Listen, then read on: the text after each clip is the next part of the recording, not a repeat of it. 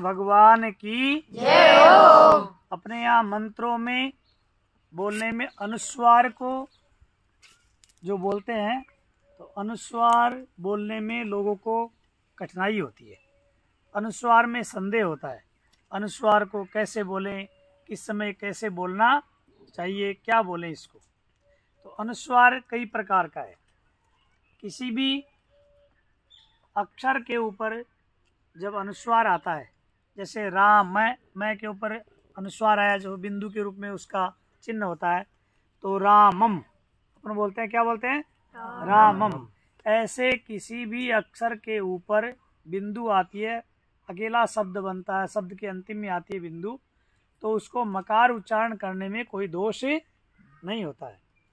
जैसे रामम, कृष्णम, विष्णुम, हरिम, ऐसे इसको मकार पृथक से अगर कोई शब्द है अंतिम में अगर उसके अनुस्वार है तो उसको मकार आधा मैं बोल लेना चाहिए। अब वेद मंत्रों में जब अनुस्वार जगह जगह पर आते हैं तो आगे का वर्ण देख करके अनुस्वार का उच्चारण बदल जाता है। जैसे मान लो आपने देखा होगा कि अपन लिखते दिनांक, दी ना के ऊपर अनुस्वार फिर क, दिनांक। तो आगे अनुस्वार के बाद में कौन सा अक्षर पड़ा, क पड़ा, क्या पड़ा, क। तो क वर्ग जो है ना उसका अंतिम अक्षर क्या है, क ख ग घ ङ, क्या है, अंग। तो आधा अंग है अनुस्वार, आगे जो वर्ण होता है उसका पांचवा, उसका अंतिम जो अनुस्वारित जो अक्षर होता है उसमें बदल जाता है। जैसे दिना के ऊपर का जो अनुस्वार है तो ng में बदलेगा, आधा अंग है, दीना आधा अंग है और क्या, दिनांक। ऐसे ही मंच होता, मंच, मैं के ऊपर अनुस्वार फिर च, मंच लिखते हैं अपन।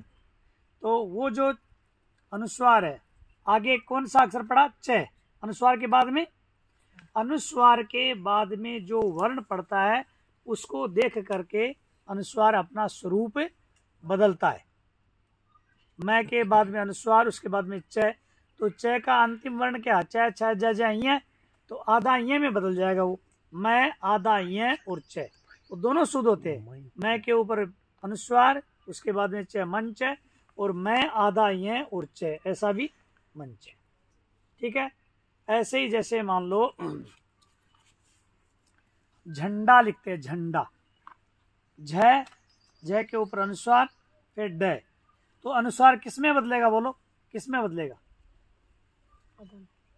आधा न, क्योंकि आगे ड पड़ा, झ के बाद में अनुस्वार फिर ड। आगे वाला अक्षर देखना, अपन स्वर भी कैसे देते हैं, आगे का स्वर देख करके पीछे का स्वर बदलता है, ऐसे ही आगे का वर्ण देख करके ही अनुस्वार बदलता है। तो झ के बाद में अनुस्वार फिर ड, तो ड का अंतिम क्या हुआ, ट ठ ड ड ण, तो आधा अण में बदलेगा, तो झंडा, आधा अण और डा। तो अपन झ आधा अण और डा ऐसे भी लिख सकते हैं, और झ के ऊपर बिंदु लगा करके भी लिख सकते हैं, झंडा, है ना। ऐसे ही कोई भी अक्षर होगा तो उसके आगे जो वर्ण पड़ता है, 5 वर्ण, क वर्ग, च वर्ग, ट वर्ग, त वर्ग और प वर्ग, ये 5 वर्ग है। पांचों वर्गों में से कोई अक्षर बाद में पड़ा होगा तो उस अक्षर का जो अंतिम वर्ण है वो आधे में बदल जाता अनुस्वार की जगह। एक दूसरी अनुस्वार लास्ट में आता है, मकार। किसी भी मंत्र में आधे में या अंतिम में मैं आता है या तय आता है, क्या आता है, आधा वर्ण कोई भी, तो शुक्ल यजुर्वेद के नियम के अनुसार वो अंतिम जो वर्ण है वो आधा बोल करके पूरे में समापन किया जाता है। जैसे हम ओम बोलते हैं, ओम हरि ही ओम मैं बोलते हैं ना, है तो ओ और आधा में, हरि ही ओम ऐसा है, लेकिन यजुर्वेद में नियम ऐसा है कि वो वहां पर समापन हो रहा है, इसलिए वो मैं आधा बोल करके पूरे में समापन होता। हम बोलेंगे हरि ही ओम, ये अनुस्वार का नियम है, अनुस्वार को ऐसे ध्यान में रखना चाहिए। वैसे अधिकांश जगह अनुस्वार को आधा मैं बोलने में कोई दोष नहीं होता। जैसे संस्कृत स के ऊपर अनुस्वार है तो उसको संस्कृत बोलने में कोई दोष नहीं है। आधा मकार अपन अनुस्वार को बोल सकते हैं, और विशेष मैंने आपको बता दिया, जो अक्षर बाद में पड़ता अनुस्वार के, उसकी लाइन का जो अंतिम वर्ण है वो उसकी तरह से बदल जाता है आधे में। जैसे क पढ़ा तो न हो गया, च पढ़ा तो ये हो गया, ट ठ ड में पढ़ा तो न हो गया, त थ द में पढ़ा तो न हो गया, त फ ब में पढ़ा तो म हो गया। ऐसे अनुस्वार बदल जाता है, इसलिए इस प्रकार से अनुस्वार को ध्यान में रखना चाहिए। बोलो रामचंद्र भगवान की।